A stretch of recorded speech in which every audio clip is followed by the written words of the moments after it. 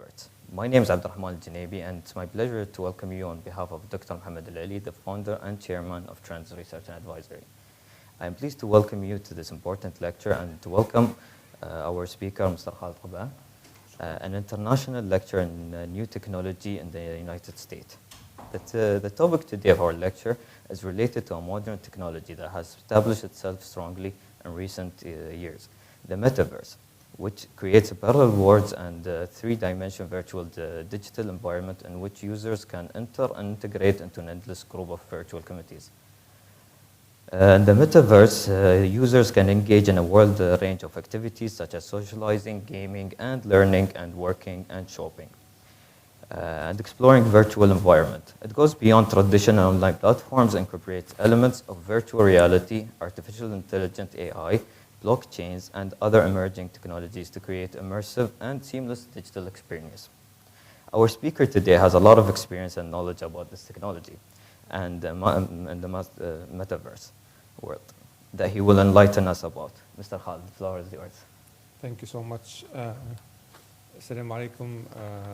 I'm so pleased, I'm so happy and honored to be here in this amazing headquarters of your center. I have been enjoying reading from your research and your work, so I'm pleased to be here today with you. I will be using a presentation for this presentation, so someone could put the presentation. And today we will be talking about the Metaverse and understand what are the challenges of the Metaverse when it comes to keeping the sustainability goals achieved and as a goal for us as a humans, and then ensuring that this Metaverse will not creating more conflicts and more risks for us as a humans as well. This is obviously a very hard job to keep that challenge of keeping at the same time achieving sustainability and keeping that as safe. One of the things that we will be seeing in my presentation is the why of this choice of title. I think the why came from the leadership of this country, and we'll see it right away. We'll see in our agenda the framework of this discussion between sustainability and cyber conflict. We'll talk about the leadership in UAE, the Metaverse itself, why it's important to look at the Metaverse from a development point of view, and what are the challenges and the risks, especially from a point of view of cyber threat. A bit about me. I had the chance to serve the international community in different hat and different responsibilities. I worked with Google, I worked with Meta, both of them here in Dubai as a leader of public policy teams. But I also serve with the community in board of directors of the International Corporation for Assigning Name and Numbers, which is the national body in charge of domain names, and the board of directors of Internet Society, and many other places. But the inspiration comes always from this country and its leadership. One of the important moments for us is the COP28 being organized, inshallah, at the end of this year in your country. And this adds the justification why we are all focusing on the development and SDGs and sustainability. The sustainable goals are something I'm sure you are all aware of. Has been for us as person, but as the organization that I work for, the goal and the framework that we would like to realize through the Metaverse. The UAE leadership has shown a huge interest for the Metaverse since the inception of the name, since the inception of the global effort globally back in 2021. And we have seen a lot of opportunities where many agencies, either government or private sector foundations, they all have focused on creating the first of kind globally, the first agencies working on the Metaverse, the first meeting on the Metaverse. All of them has shown to the world that there is possibility for a country like UAE today to really choose to invest in the Metaverse. So that's one of the things that has as well encouraged us as persons to focus on. Here I mentioned a few examples, like the Department of Health in Abu Dhabi, who invested in creating Science Hub and the Metaverse recently. We all also probably heard about Yas Island becoming now part of the Metaverse, where we'll be offering tourists and persons around the world the benefit of enjoying Yas Island and its attractions on the Metaverse. But the most important question that I would probably begin with is, where are we today? I think one of the reasons why I chosen this picture, which is Al Gore, Vice President Al Gore, back in 1998 in the ITU plenipotentiary event in Minneapolis in the US. That was actually the moment where governments and countries around the world began to ask questions about the internet. What is the internet? What is the internet for us as government? What is changing? What is this new thing, which is the internet, will include or transform our way of governing or doing things as government or as business or as a university? That was the moment where persons become interested in the internet and they began asking questions. I think today, in 2023, we are almost there. We're almost in that moment of asking questions about the metaverse.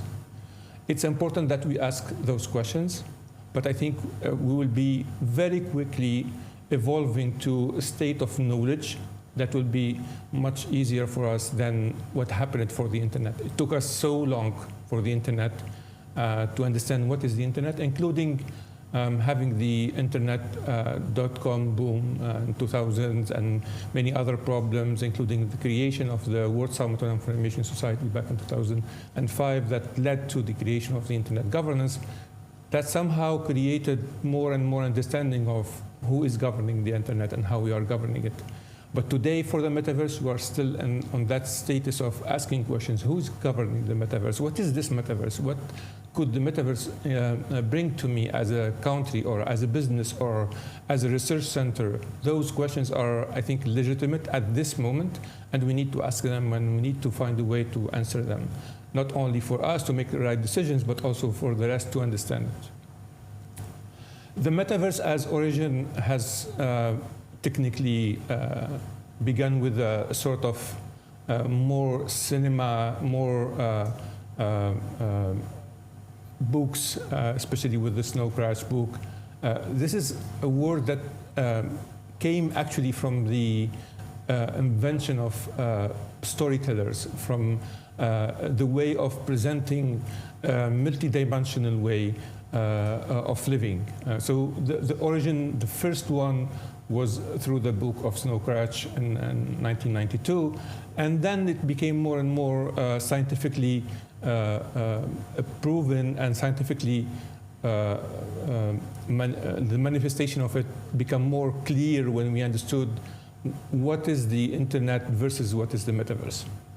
What happened so far is that since that time of 1992, there were a lot of creations, innovations that somehow built on the top of that name of the metaverse, trying to create the components of the metaverse that we know today.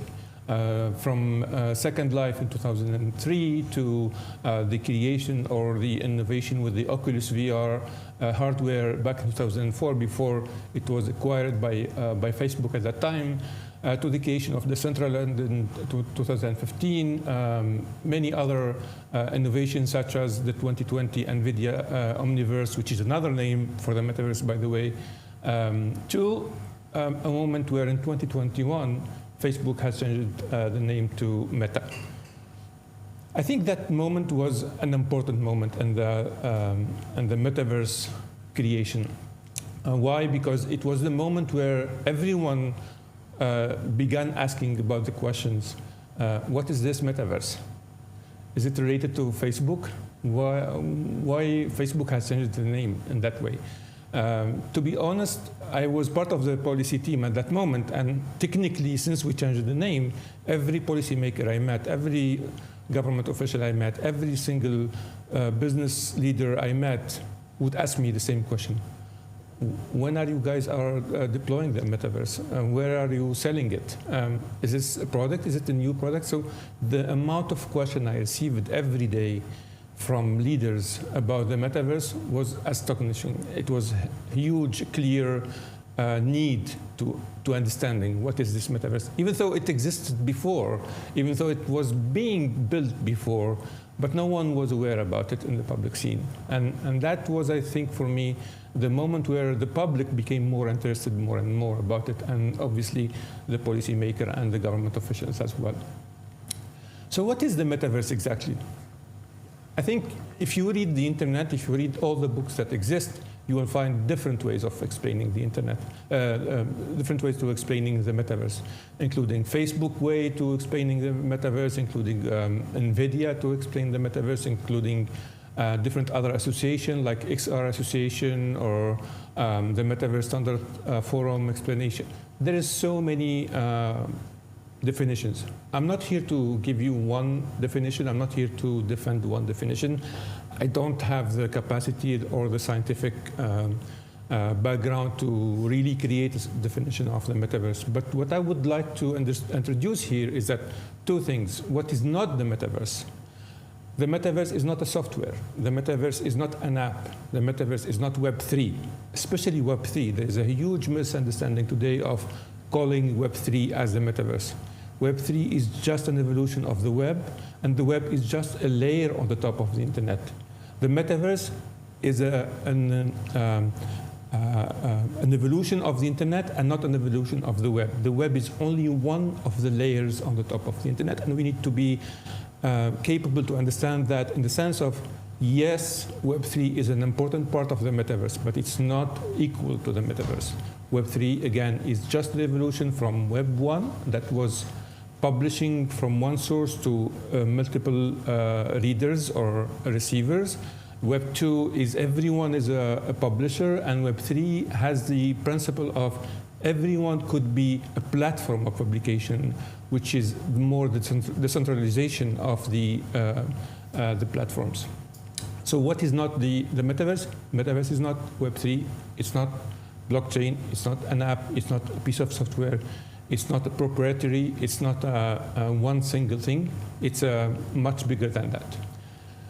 How we can define the metaverse? I think there's two important elements in the definition of the internet, of the metaverse. There's one, which is the immersive experience. This is the most important change that will be introduced through the metaverse. The experience that we have today through the internet is a two-dimensional experience. It's me looking at screen, either looking at the screen to browse through the browser of the web, or to call someone over Zoom or over Google Meet. This is a two-dimensional experience. There is some improvement through the years of that two-dimensional experience by introducing many features of a background or any kind of things, but it's still always a two-dimensional experience where you are actually interacting with something or someone through a screen. The immersiveness of the metaverse, that new experience that will grow from a level of augmented reality to probably to the extreme side of it, which is the virtual reality, is what will make the metaverse a metaverse. We will not be able to talk about a metaverse if there is no evolution of the experience itself. That experience is the most important part of the metaverse. Yet, it is not a static state. We will not have the metaverse only if we have the VR, or only if we have AR, or only if we have two-dimensional. The metaverse would coexist with different type of experiences, but it will allow me as a user to go through that journey back and forth from the 3D to the 2Ds at the same time. So I may enjoy the metaverse while using a very simple two-dimensional experience through my desktop, or go ahead and really go further in the spectrum and use my headset and enjoy the virtual reality more immersive experience. So that element is the most important part in the metaverse definition. The second one is the digital assets. Digital assets, I think, is also one of the key differentiation between the internet we have today and the metaverse itself. the innovation through blockchain, the innovation through the NFT, has been a key element in creating that capacity of owning a digital assets. You cannot talk about the metaverse today if you will not be able to own a piece of digital software, a piece of code. That has been capable, that has been possible through the NFT and the blockchain. Very simple thing. We have already today experiences and many companies that are providing solutions where actually if you go to Louis Vuitton and buy a bag in the real world, you will obtain a physical real bag from Louis Vuitton, and then you will have a copy of it in the virtual world. That copy of your physical bag that you bought actually is yours. It is written for you as a person, and no one else will be able to get it. It is your capacity to own a digital property in the virtual world. That's something very important because it will allow you actually to take that piece of ownership of digital asset and move it with you from a virtual world to another world. And that is the real sense of the metaverse, is I enjoy an immersive experience while I own my own things from a place to another. That's the real difference between having only physical things or only digital things that you actually don't own and no anyone can copy. And the metaverse, it will be possible for you as a user, as a customer, to own things. You can own your Nike shoes in the real world and a copy of them in the virtual world, and then use them, those same shoes, to go from a meeting in your Horizon world, in Facebook Horizon world, where you attend a virtual meeting with your colleagues in the Trans Center, for example, and then you use the same Nike to go on Roblox and play in a game with your avatar having the same Nike shoes. So that's ownership of digital assets, is the essence itself of the metaverse. The third part is the, as I mentioned clearly now, is the interoperability between worlds. It is essential for a metaverse to exist through the interoperability. What we have today, actually, we have already metaverses. We have already pieces of the metaverse. We have Roblox that exists. We have Minecraft. We have Decentraland. We have many pieces of the metaverse, but yet they don't communicate to each other, unfortunately. It is becoming a reality through the different work that all those actors are doing through the standardization level, because it needs a standardization work so they can communicate to each other. It is essential for you as a user of the metaverse to be capable to move from one world to another world through the same experience, keeping the same experience and keeping the ownership of the same digital assets. It is yet the same way that today our kids, I have my son who is 10, who is a Roblox gamer. He loves Roblox. I'm sure you do as well, have kids who use Roblox. Roblox is actually the same experience than the metaverse, because it will allow you as a gamer to have an avatar that you will buy things for that avatar from their boutique, and then that same avatar will go to game A, play, and then change. Okay, so let me move to the game B. Actually, when you move from game A that has been developed by one developer to game B that has been developed by another developer, you will keep the same avatar and the same things that you have bought from their boutique. That's the same experience that the metaverse will allow you to do while enjoying moving from a world to another one. So it's essential to keep that in mind. Whenever the metaverse definition you will adopt, keep in mind that metaverse will not be able to exist if there is no immersiveness, if there is no digital ownership, if there is no interoperability. Sorry. Again, it is not one technology, it's a sum of different technologies. It's like same for the internet, by the way. The internet does not exist without DNS, without submarine cables, without cloud, without servers. The metaverse yet also would not be able to exist without the different technologies that will create or somehow build that metaverse. We have them all here, including the AR, VR, which will help you to have the immersive experience, including AI and machine learning. That yet today, this year, 2023, the AI became more like famous and trendy than the metaverse in 2021, which is perfectly fine. I think it's important to have a huge interest to the AI. But we need to keep in mind that AI is only one of the technologies that will be embedded into the metaverse. Like it is now embedded into the internet. We use AI on the top of the internet. We don't use it alone without the internet.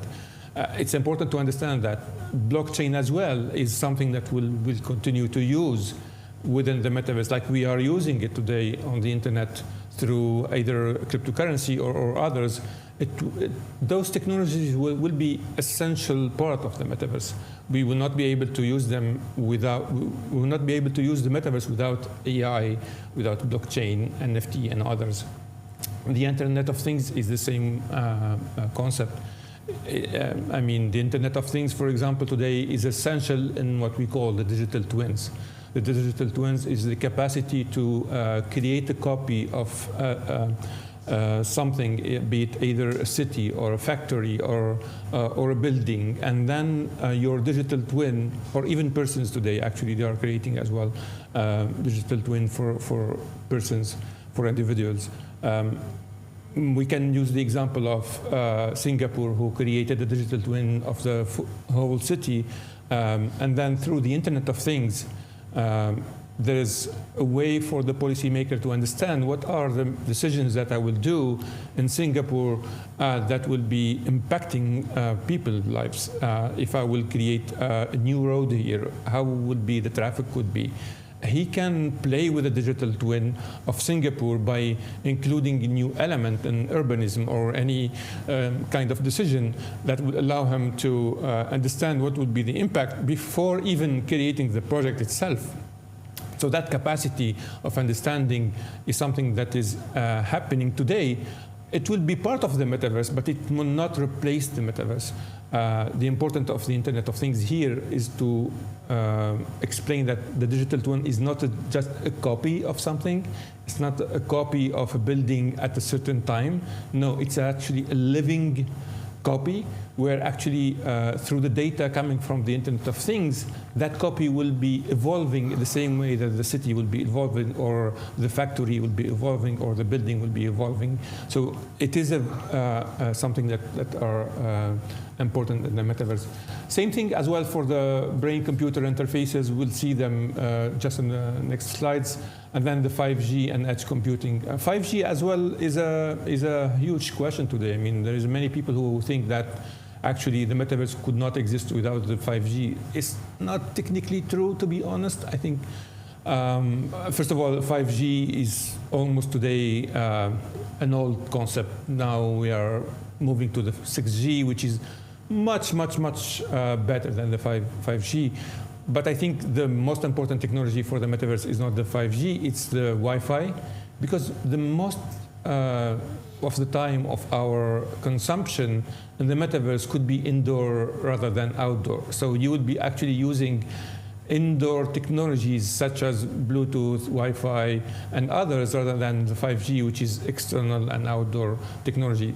I think it's important to look at the technologies from a connectivity point of view of things like Wi-Fi 6, which is today is the new trend for Wi-Fi.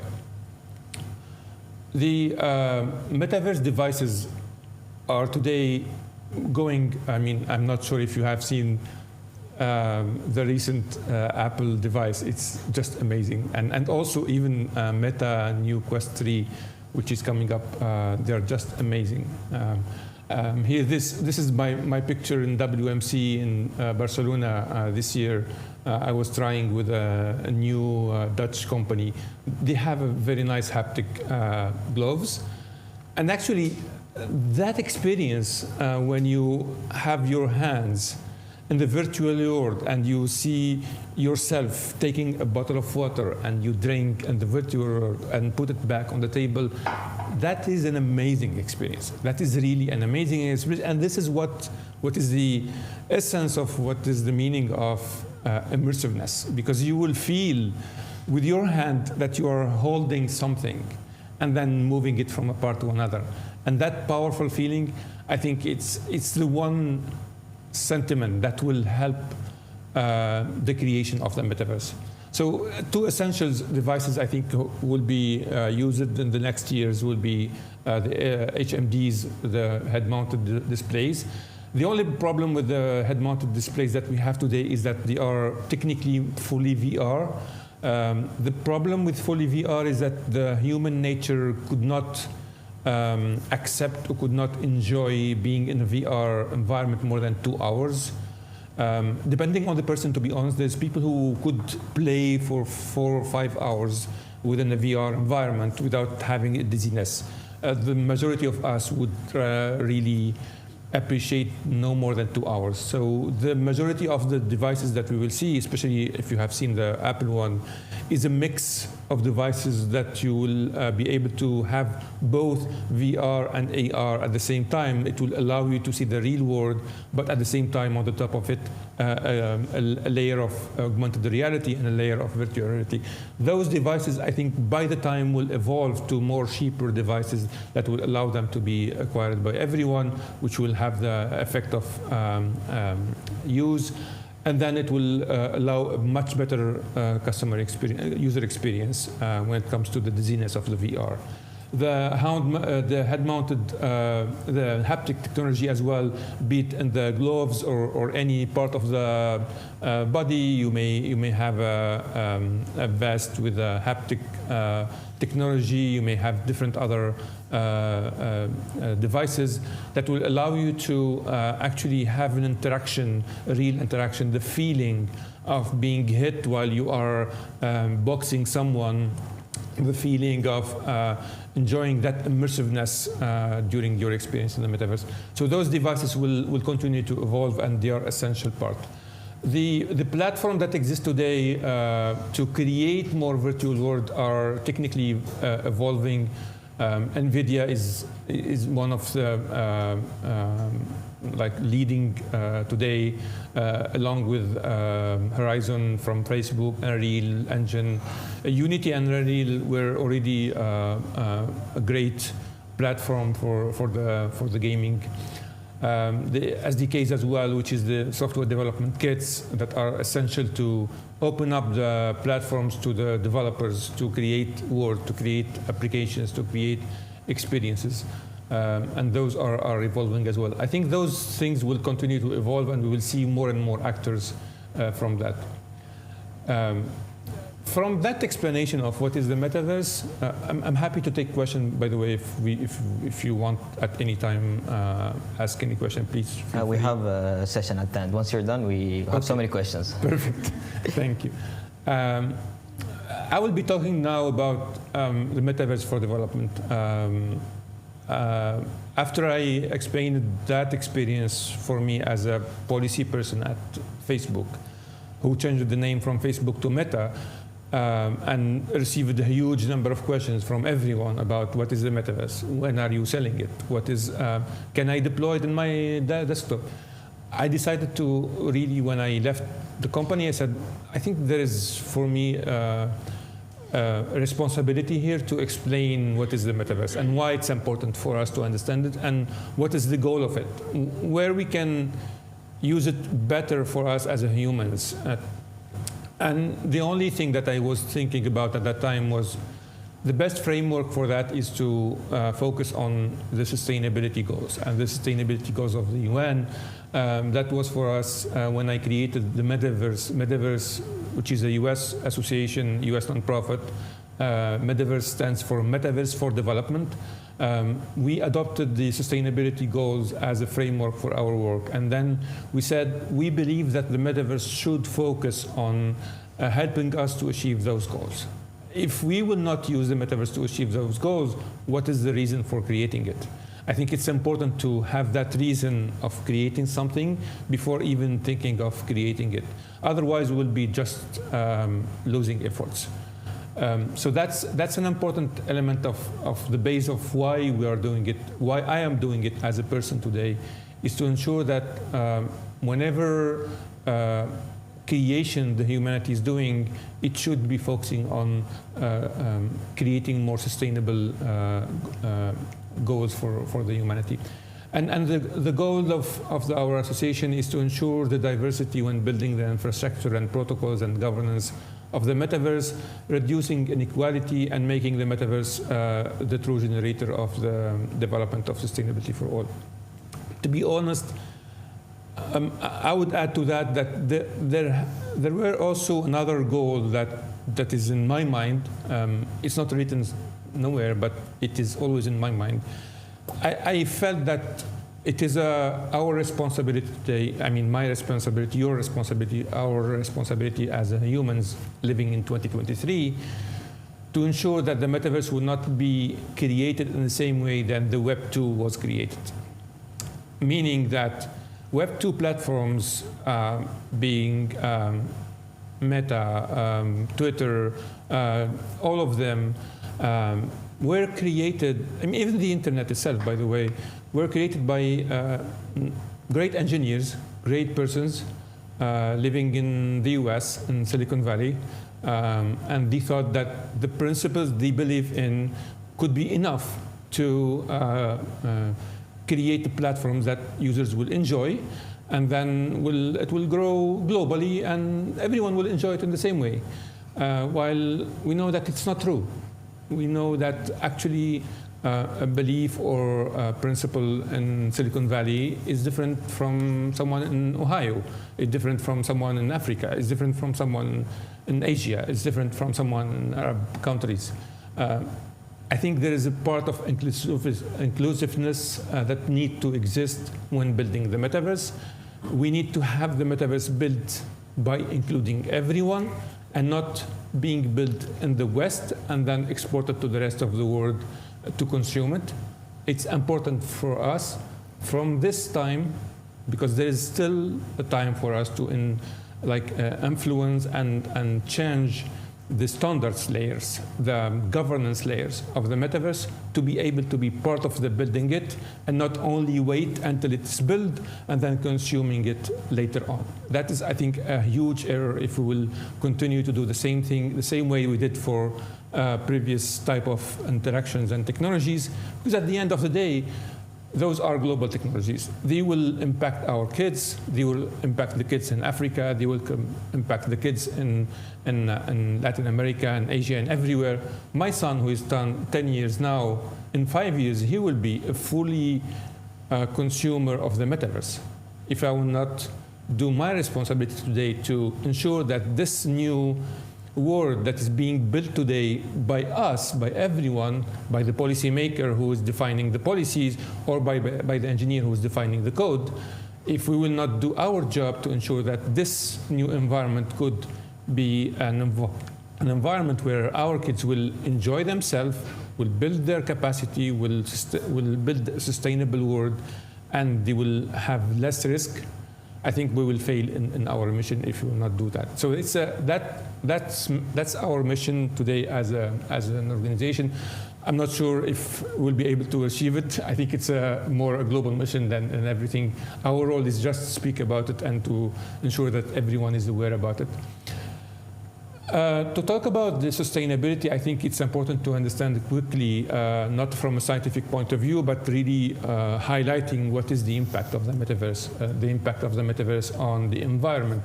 There is 2 points of view. There is the point of view of saying, oh, this will add more consuming of the electronics, of the cloud, of the energy, of all the technologies consumed today, which will have a negative impact on the environment. But there is also others who say, oh, but that's also something that will increase the capacity to maybe reduce travel through the capacity of providing an immersive experience. I don't need to bring someone to a place to enjoy that same experience. So reducing travel could be something that would be beneficial for the environment. A capacity of doing advocacy for environment issue is also one of the things that the metaverse could bring. The quality of Earth is also another angle of impact. And to be honest, I see a full positive impact here. It's certain that first the training, the education on health issue would be much easier in a three-dimensional and more immersive experience.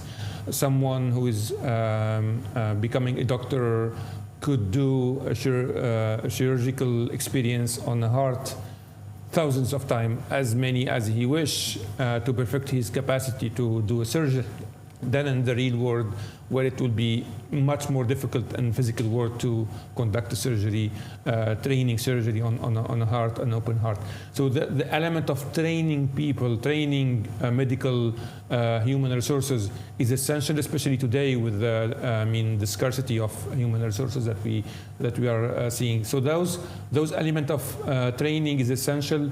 The creation of digital twins as well to test things on humans without being tested on humans is also essential. So there is a lot of positive impact that will come from the metaverse to the healthcare. Education as well is one of the things that I believe that the metaverse will bring a lot of benefit. Obviously, it is an essential. I mean, when we see things like Minecraft today, for the kids, they enjoy it, they loved it. Why? Because it's essentially a game where they can construct things, build things. They learn by doing. They learn by playing. They learn how to build things, to create imaginative. Creative capacity to imagine things, how I can build my own palace or my own building. The metaverse could be the same as well, not only for educating our kids, but also even to bring the non-real, non-physical things like molecule, like stars, like anything to the face of our kids. It's unbelievable the fact that you will allow a kid to have a VR headset and then see the stars directly in front of him. I mean, I would assure you that he will never forget the name of the stars he will see as near as a VR experience rather than on the book. Which is, I mean, we will continue for sure to use books, and I'm a strong believer in the books and the traditional way of training and educating. But this is also a huge milestone. It is a way for us to explain what is a DNA. For a kid who is 10 years or 15 years, when he will see the DNA in front of him in a VR world, I mean, we know exactly that this is something that will impact his capacity to understand that. So that's a transformative, really, effect on education. Now, from a point of view of challenge, certainly there is a lot of challenge. Like the internet has brought a lot of challenge. And I can assure you that from my experience, I remember very well that in 2005, we had the whole governments around the world come together in Tunisia for the World Summit on Information Society to discuss about the governance of the internet. And believe me, since that time, the governments of the world has created the Internet Governance Forum to allow them and others, different stakeholders, to discuss about the internet governance. I can tell you that we have incapable to resolve 10% of the questions. Like 15 years or 16 years ago, we began discussing them. We have not yet achieved 10% of what we should do. So the questions of the governance of the metaverse, I think it will be much more harder, much more difficult for us to discuss or to resolve because of that effect of three elements of the metaverse: more immersiveness, digital ownership, and interoperability. Those three elements will add to the governance of the new world that is becoming a reality, a much bigger difficulty to answer the questions of the governance. The governance is answering the question: who is doing what? Who is making decisions on what? Who is choosing the right standards for the devices, who is deciding on the age, who is deciding on the content, who is deciding on the risks that exist. Those are a huge number of problems that we need to tackle. I'm not sure if we will be able to do it, but I think we are not doing enough yet to at least create the framework where we can discuss those things. The Internet Governance Forum is one of the places where actually the governments of the world are discussing the Internet, but it's not an appropriate one to the Metaverse. I'm not even sure that the UN is doing anything. Recently, the ITU has created the first forum on discussing the Metaverse, but yet it's still a new one.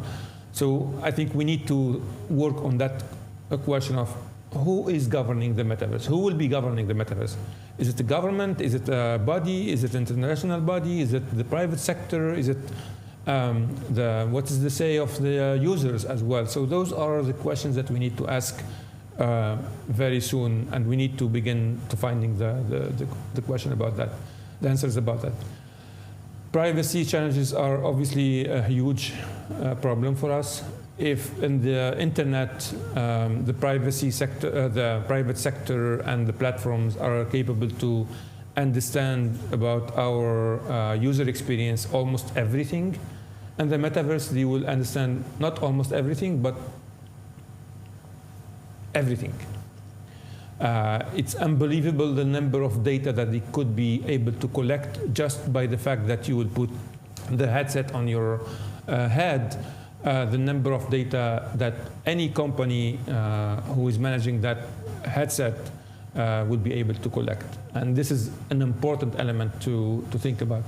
What are the challenges of preserving our data privacy and personal data privacy? So we'll certainly have a lot of answers to need to be found.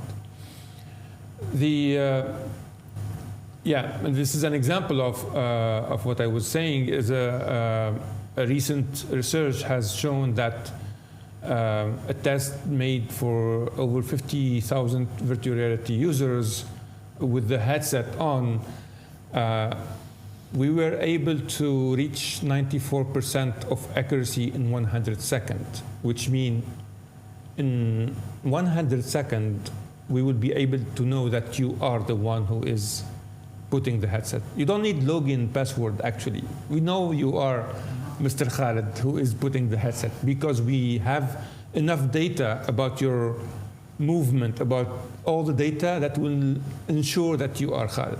No need for you to log in with your password. This is to show you how much we are capable to collect data,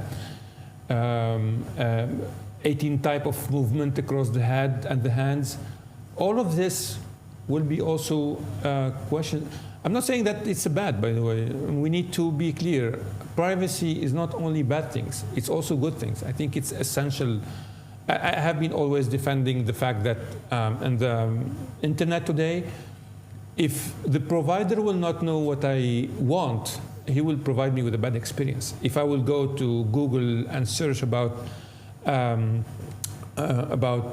where's Trends research website, and then he will provide me with ads related to what he knows about me, I would prefer that the ads could be more personalized to me. So I'm fine with the fact that he knows enough to provide me a better experience. But the most important thing is to ensure that those type of data and elements are governed well to avoid abuse and misuse. Mental health challenges as well could be a huge problem. We know that from the experience of the games and the gaming industry, where kids could play for 5, 6, 10, 15 hours in front of PlayStation or whatever type of play device.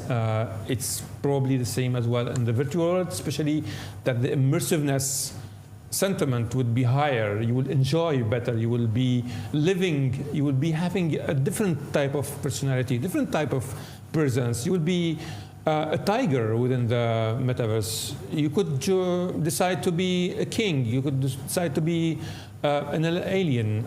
That's your decision, and you may decide to enjoy better being a tiger rather than you're a human being in the real life. And this is a big problem, that capacity of the metaverse that will lead you to try to avoid your reality by spending more time in the virtual world. This is something that we need to work on from now, because a lot of experts has been raising red flags on that. Cyber threats as well could increase, be it on the digital assets. What are the attacks that could be attacking your digital assets? If you own a piece of land in the central land, who told you that tomorrow maybe a hacker will hack to the servers of the central land and then steal your ownership and sell it to another person? The dark verse, which is more what we have today in the web, which is dark web, could be also a place where illicit transactions could happen. Financial frauds. I think with the e-commerce that we have today already, we have a lot of fraud. How do you think it will come when the metaverse will open the e-commerce shopping to a larger public? Cyber physical threat is also an important element. Attacking Internet of Things devices in homes and offices could be reality and would be impactful as well. Social engineering is an important as well risk that we need to. I mean, I think, to be honest, each one of the elements here needs a research by itself, because it's just opening a huge window of risks on the users in the metaverse. Terrorism threat is an important element. I think it's important for trends. I know you have been working on that very diligently, and I believe that this would be a huge risk for us.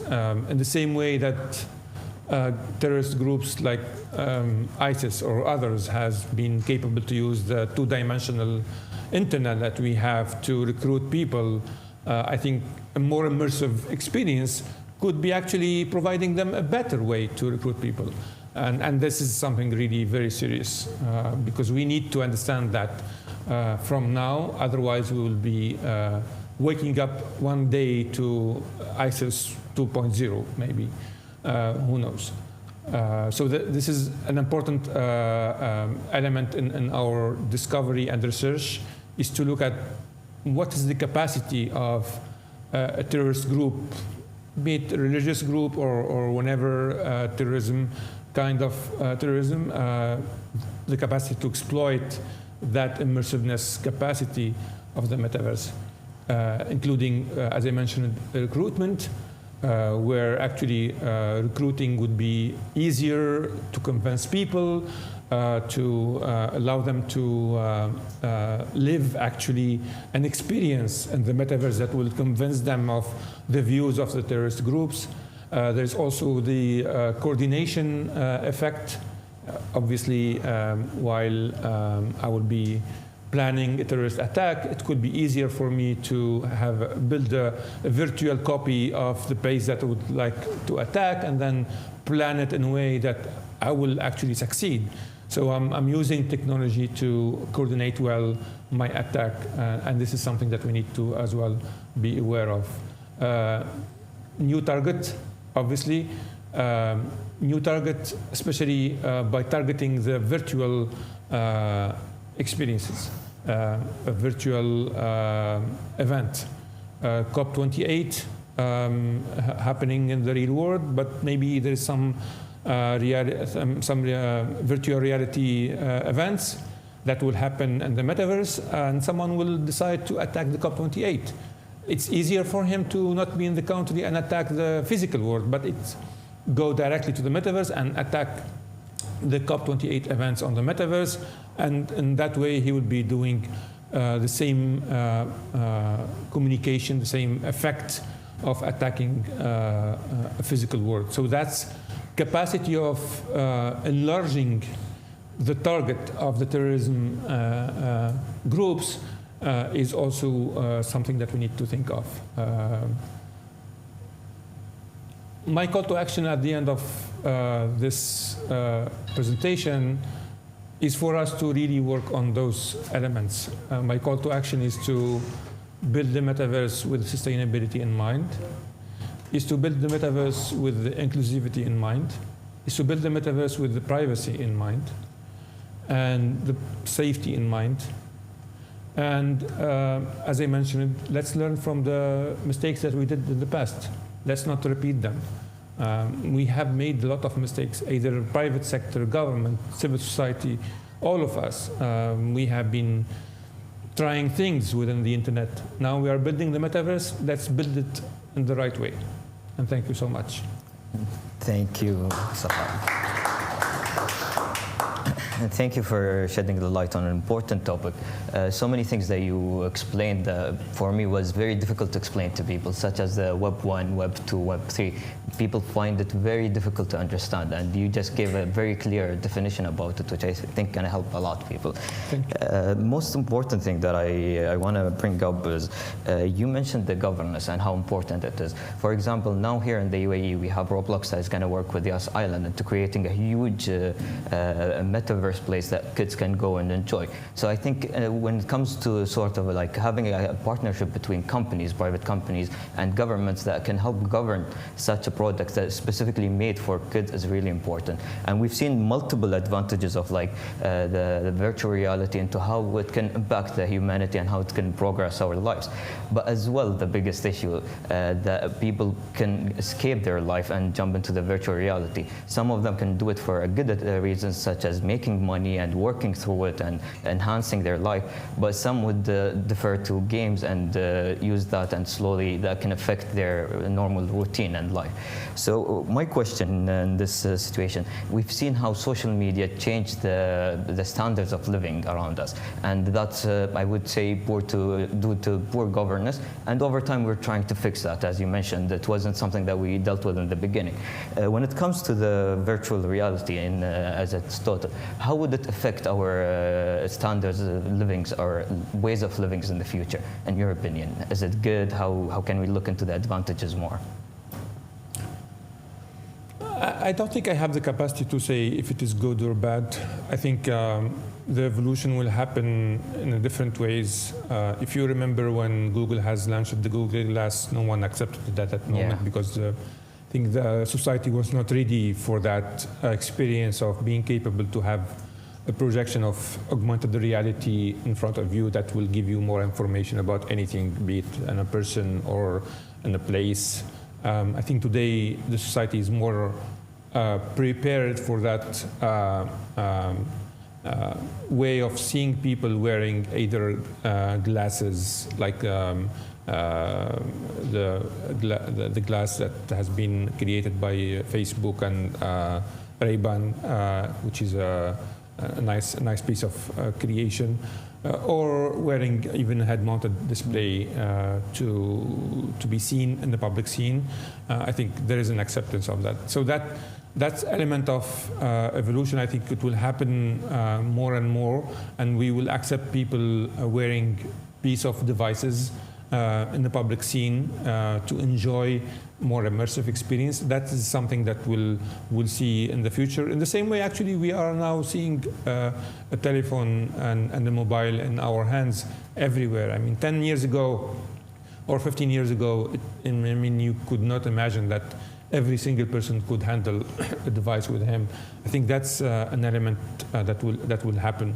The second one is as I mentioned, our behavior will certainly change. The fact that you will be able to travel less, I think this is something that will be certainly something that will impact us. You will certainly prefer doing things in different ways that will impact your way of life, your capacity to enjoy them, sometimes in the physical world, but sometimes in the virtual world. This is something that is impacting certainly our life. I think the most important element here to understand is that the change that happened in the Web 2 with the social media platform was to open up the world for us, to give us that power of talking to everyone. Here, actually, you are in a different scenario, because you are, first of all, talking to everyone, because you actually have a power to talk to much bigger target. I would guess that the number of billions of users on Facebook today will certainly have billions on the metaverse very soon. That's something depending only on physical constraint, which is the devices, the cost of the device, and many other things. By the time where we will have this number of users, you will have a broader target, a broader public to whom you will be speaking, you will be talking, you will be sharing content, you will be creating content. And then that will be a powerful thing.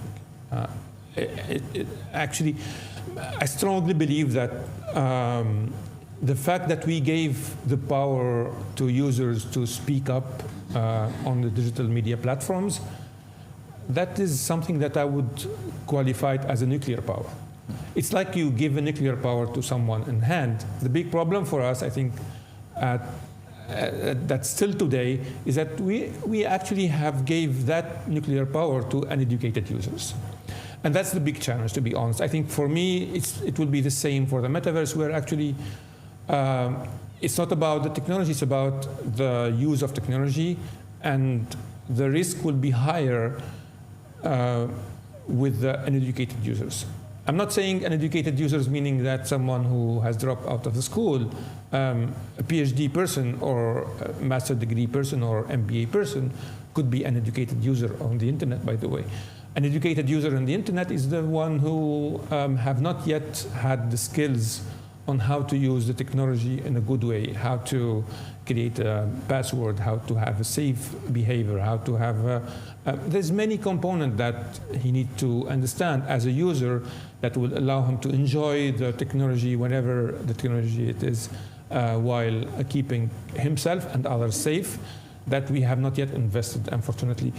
And I strongly believe that it's not the responsibility of the government, it's the responsibility of the private sector, because the private sector today need to invest in that, need to invest in education and educating the users, because they are actually the one who are benefiting from the users. So that's something that we need to talk about as well one day, which is the education of the users of the metaverse. To that point, so we've noticed how the data has helped the marketing teams in different companies and to learning more about the customers, learning about their behavior, targeting them specifically to products that they're interested in, and that has been a big shift in the market. And we've seen how it was like a clashback between Facebook and how now there are so many rules into it, like you can't target nationality based on stuff, because that can affect the mindset of communities. But moving forward with the metaverse, because it has a different type of data collection. So when you talk about like owning stuff and owning materials and stuff, and we just mentioned the cyber attacks and cyber terrorists in general. So how can we, what is like the first thing us as individuals can do to protect ourselves from all of these things in the metaverse?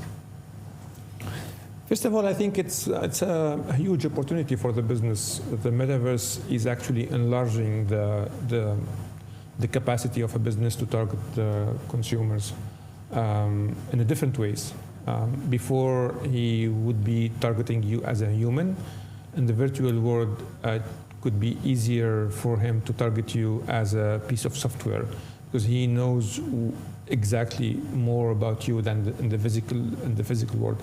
Your copy of you, your avatar, be it a tiger, an animal, a dinosaur, whenever, he knows exactly who is that person behind that, and his interest and his willingness to buy things maybe are much more clearer in the metaverse. I think the protection, again, from a privacy perspective and data protection, could be at a layer that are much in the very basic layers, like the standards and the technology and the code itself, before even going to the layer of applications. There is it's so important to embed the privacy in the code itself than trying to figure it out later on in the application layer, which is the same happening today with different platforms that exist, where actually the code has not been developed in a way that there's a full. It's only actually those past maybe 5 years that we become more and more, the big tech companies became more and more interested to have the privacy team inside the engineering team directly. Every piece of code that is developed, it has a privacy element in it. But before that, we were like just developing codes, that's all. I think there is a lot of job that we need to work at the governance level. Again, I always return to the governance because I believe that resolving problems in the like the basic layer of the metaverse and the internet, which is the protocols, the technical standards, it's easier than when you go up in the chain. Yeah, perfect. I would like to open the floor. Does anyone have any questions? Thank you very much. I think we have now. A second. Thank you very much for this important information. I think for me, I have now better understanding of the concept, but it's still confusing, and because of the process, you know. For me, it's like an extension of entertainment. Exactly. But the process how? For example, in education, I want to imagine. You mentioned a lot of things, but I want example, or even in treatment. Can you just maybe, still confusing how this work actually, since it will, as you mentioned, maybe a revolution in certain fields like education. Thank you. For the moment, I have not seen actually huge applications or killing applications or important applications of the metaverse in education or in health sector. But we are talking here about expectations. The expectations of what would be the impact of the metaverse on the education or in healthcare are both positive because they are opening up opportunities for everyone. If we take the example of education, I think the immersiveness element of the metaverse would be the one that will provide the students to grasp notions that in the physical world could be different and difficult for them to grasp. Things like very small things like the DNA structure, or very far things like the stars. In a virtual world, you are capable as a teacher or as an educator to bring them up to the student to grasp them in a clear way. That element of immersiveness is key to simplify things and to clarify things that for kids at the age of 10 or 15 or even later in the university, it is an important element. Same thing for the healthcare as well. It's so much easier for you to test a personalized medicine that you created through AI because you know very well your patient, and then test that medicine on the twin copy of your patient and see the result. It's much easier and will have much bigger impact on the health of that same patient. So there is no limit, actually. We have not seen yet a lot of applications like that, but we're talking about what we can do. And what we can do is actually, it's limitless. There's no limit for that through the technology that exists today. I think that limitlessness will also be bigger when the metaverse could become a real metaverse. Because what we have today is actually not the metaverse. What we have today is the elements of the metaverse and the willingness of the actors to bring it together to create the metaverse, to be able to have the three basic elements of it, which is full immersiveness experience, or gradual immersiveness experience, and then the digital ownership, and then the interoperability. But again, even with what we have today, there is no limit.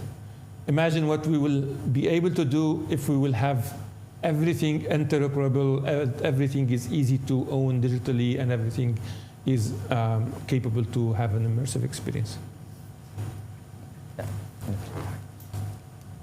Thank you for your comments.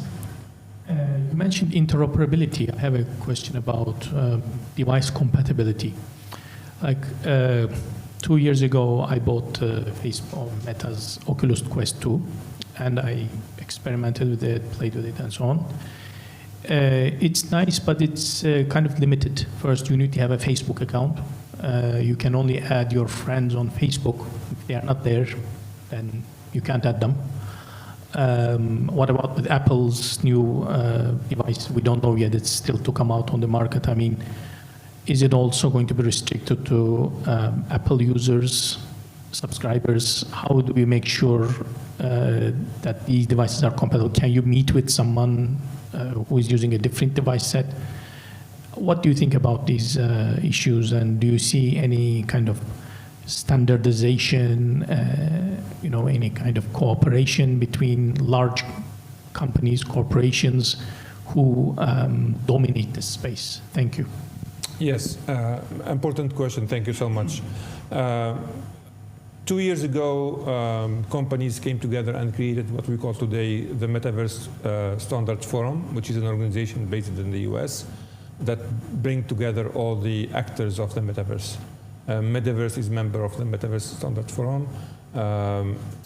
This forum is actually bringing all the actors together, and they are talking to each other on different working group on different things. So if you take the example of Meta has different things. But the big thing is the device itself, which is Quest 2, very soon the Quest 3. But they have also Horizon, which is the platform on the top of it you would be able to create the world itself. And they have also an engine, and they have also an SDK. So the interoperability is not only in one thing, it should be happening in different things. The device itself will need to allow you to move from a word to another. The words themselves need to allow you to bring other elements from a different other word to your word. The platforms as well, the technologies. So there is a huge work to be happening, to be clear. It's not an easy task. I know for a fact that all the private companies are aware of that, and they are willing to work together toward that goal, because it's their interest to ensure the interoperability between their different words. So there's no kind of, I would create my own things. Yet it's true that, for example, each one of them is trying to more provide a definition of the metaverse that is somehow justifying their business model. Like the metaverse definition of omniverse is different than the metaverse definition of meta, which is fair. But I think from an interoperability perspective and standardization perspective, even at the very core level, like in the ITF, which is the Internet Engineering Task Force, which is the group of engineers around the world that meet every year, 3 or 4 times a year, to discuss the standards of the internet. They have today as well new working groups. Same thing as in W3C and in the ITU working group. So there is already now a lot of discussion happening on the standardization level. And I think we'll go there. How long it will take? Maybe 2 to 3 years, I would say, where we'll be seeing more and more interoperability between at least the big platforms. I would like to thank you, Mr. Khaled, for coming here today and enlightening us about such a topic. Would you like to have some closing remarks to just summarize everything and give us the main takeaway that you would like to give to the people, to the audience? Well, I mean, all the things goes to you, to trans. I think it's important to highlight this important discussion that we are having today, because it's the responsibility of us. It's our responsibility today in 2023 to ask the right questions, make the right decisions for the future of our kids. This is why I end up my presentation with call to actions that are really focusing on the future of our humanity, build the metaverse with sustainability in mind, inclusivity in mind, privacy in mind, safety in mind, and try to not repeat the same mistakes. Those are the things that I'm really dedicated to as a person, and I feel that it is also our shared responsibility, and I think we will be succeed if we can focus on those. Thank you so much. Thank you so much for joining us here today. Thank you, guys.